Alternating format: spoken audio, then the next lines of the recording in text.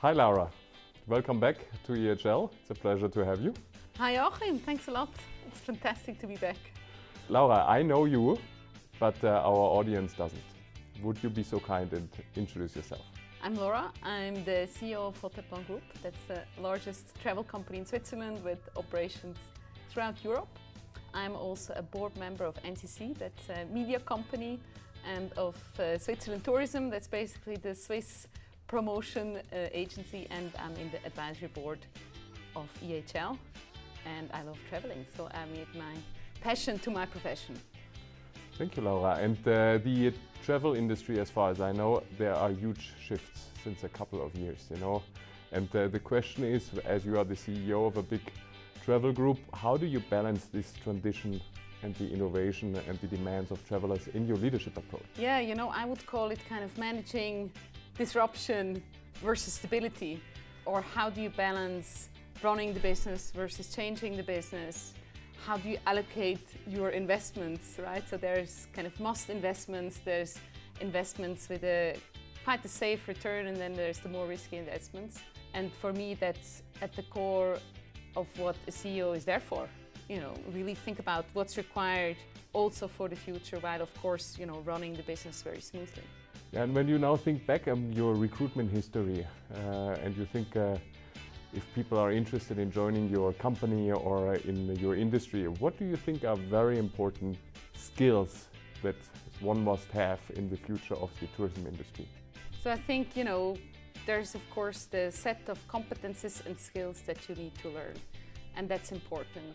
And I think, year by year, and with an industry, as you mentioned before, that's changing faster and faster, the leadership skills become more important, and the ability to adapt to the industry, to adapt to changing customers' needs, to adapt to changing employees' needs. And with that, I think, curiosity as a mindset and a willingness, or even better, a love to learn, is absolutely essential to be successful in travel.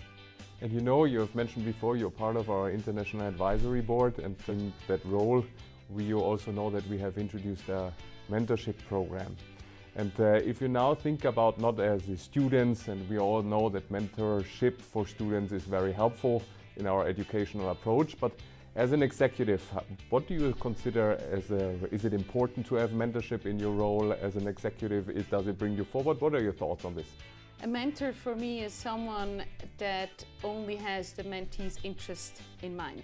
So it's an impartial person, a neutral person that is basically there to support the development of the mentee. And so I think that's something extremely helpful, of course, in addition to the kind of support network and mentors and sponsors that everyone should have in their own company. And so I think a mentor can be there to be the toughest challenger, but also to be the biggest supporter. And I think a great mentor will support in broadening the perspectives and the ambitions and the belief of what is possible for a mentee. And I think a mentorship is also something where both profit from. So also as an executive, every time I have a mentorship conversation, I profit from a different perspective as well. Laura, it's always a pleasure to have you on campus because you're always very open in sharing your experiences with us. We're very thankful to have you, and we wish you all the best for the future career. Thanks a lot, Joachim. Thanks a lot for having me here.